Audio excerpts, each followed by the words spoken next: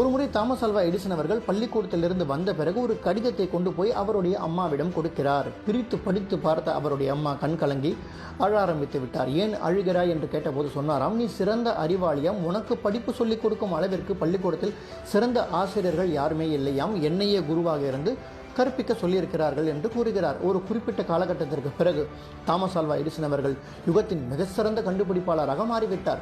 எதேச்சையாக அவர் ஒரு அலமாரியை சுத்தம் செய்யும் போது ஒரு கடிதத்தை பார்க்கிறார். அந்த கடிதத்தில் என்ன எழுதியிருந்தது என்றால், தாமஸ் ஆல்வா எடிசன் மனநலம் பாதிக்கப்பட்டவன், அவனால் எதையும் கற்றுக்கொள்ள இயலாது, கற்கும் திறன் இல்லாதவன், ஆகையால் தயவு செய்து உங்களுடைய மகனை பள்ளிக்கூடத்திற்கு அனுப்பாதீர்கள் என்று எழுதியிருந்ததை அப்போதுதான் பார்க்கிறார்.